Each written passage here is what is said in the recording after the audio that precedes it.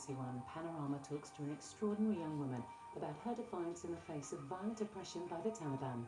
Malala, shot for going to school. At the age of 11, Malala Yousafzai had a simple dream. I will get my education, if it is in home, school or any place.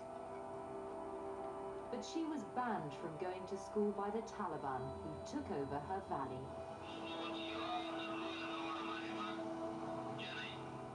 Malala refused to give in and spoke out bravely. She was shot in the head by the Taliban on her school bus. All was just full of blood. Malala's blood, Malala's blood. Against the odds, she survived and was brought to Britain. She's an incredibly brave girl. She never exhibited any signs of being upset. She never cried. Now she's a global symbol, campaigning on a world stage with one simple message. One child, one teacher, one book, and one pen can change the world. Tonight, for the first time, she tells Panorama her story in her own words.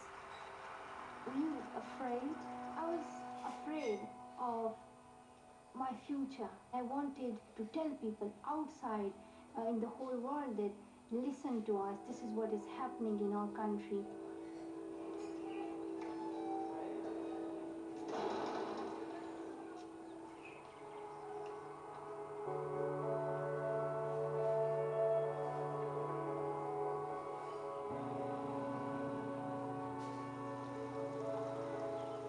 It's a summer's day in Birmingham, and Malala, her mother, father and two brothers are enjoying a day out together.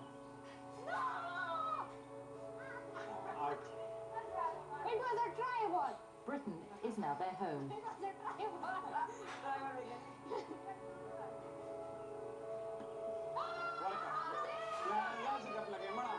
I've been invited to spend time with Malala and her family.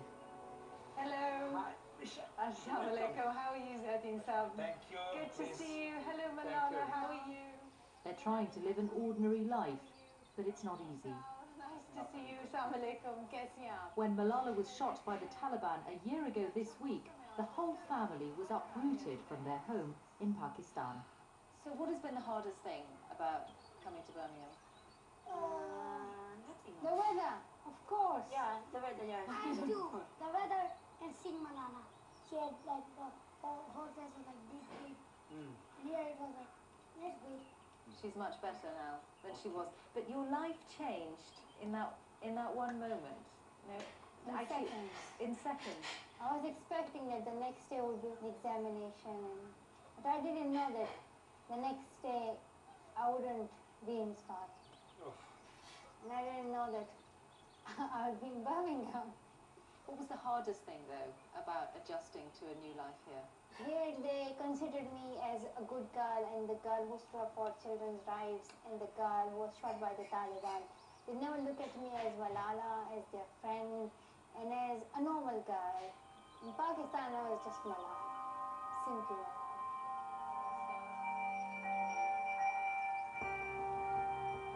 Malala's story starts in the beautiful Swat Valley in the northern mountains of Pakistan. Swat Valley is a paradise on earth. And you can see tall trees on the peak of mountains, and there are tall mountains. There are rivers, and in winter it snows, and in summer the weather is hot, and you would love that beautiful valley. Swat was once known for its artists and musicians, and it had a proud record on education. But it was also a society that didn't value daughters. When I was born, some of our relatives came to our house and told my mother, like, don't worry, next time you will have a son and it's fine. For my brothers, it was easy to think about their future. Yeah, they can be anything they want. But for me, it was hard. And for that reason, I wanted to become educated and I wanted to empower myself with knowledge. From the day she was born, Malala's father Ziauddin was her mentor and biggest supporter. I accepted her as an individual. I did not treat her as a property. I honored her as free individual. And I usually tell to the parents all over the world, educate your daughters, they are amazing.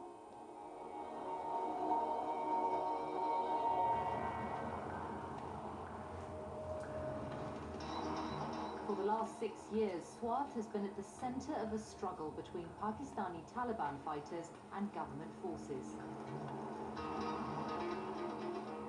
Today, few tourists visit and Malala can't yet return, but I'm making the winding journey from the capital, Islamabad.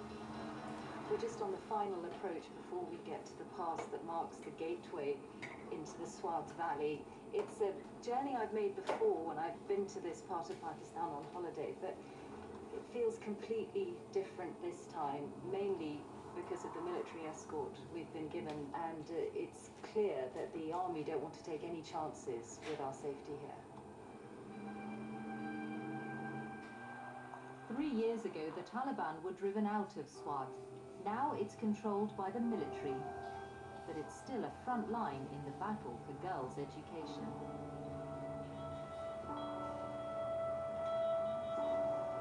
As a head teacher and school owner, education was Malala's father's life, and he passed his love of it on to her.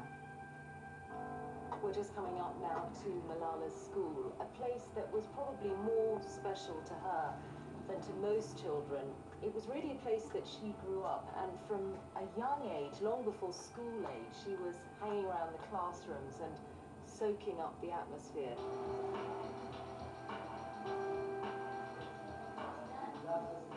I loved my school, and from really early age, maybe 2 or 3 years old, my mother would take me to the classroom, and then I would sit with the students in the classroom, and I loved to write on the whiteboard. तो ये class ये Malala class अच्छा मैं देख लूँ अंदर जी अस्सलाम वालेकुम आप लोग सब मलाला की क्लास फेलोज थे अच्छा This is the first time the girls have been filmed. Even now, speaking out can carry a risk, so we can't show some of their faces. Where did Malala sit? यहाँ पे बैठती थी On this desk? So this was Malala's actual chair. Who wrote Malala's name on this chair? आपने इसका नाम लिखा था? What's your name? Muniba. Muniba. My best friend was Muniba, and she's very nice, she's very kind, and she was like my big sister, and she always advised me, and she always encouraged me. There was another girl, my friend, her name is Malala, and we have always been in competition with each other. Malka Noor now sits at Malala's old desk. She used to be top of the class? Sometimes I would be, sometimes she would. We were having a great competition of first position. So now are you always top of the class? Yes. You have no competition anymore? Yes. And the smallest one. The smallest one that is then called audible. Are you still like that in your new school? Competitive? Yes, I do like it, but I still miss my friends. Do you think British girls, British children take their education for granted then? Yes, I believe that. I want to tell students of UK to think that it is very precious, it's very prestigious. Go to school, reading a book, having pen in our hands, studying, sitting together in a classroom. It's something very special for us, because once we were deprived from it, and because what we have seen in Swat.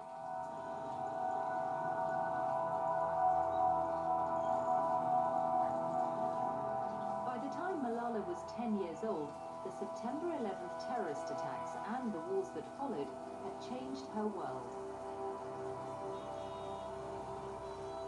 Militant Islamism was starting to creep into Swat, and the Taliban began to assert their control. The first thing they do, they to stop women to go to markets, and that the girls should not get education. And then we saw the worst, darkest days of our life. We saw how the people were slaughtered, girls were blocked, schools were lost. I think then we saw the worst days in our known history in Swat. Malala lived in Mingora, Swat's biggest city, and this junction, known as Green Chalk or Green centre of Taliban atrocities. This is where they used to display the bodies of those they'd hanged. One man told me that every day when he drove past here, he would see a new body, including at least one woman displayed on what is now just an ordinary traffic island. Once you know that, you look at this area in a whole different light. It was so bad that Green Square became known as Bloody Square instead.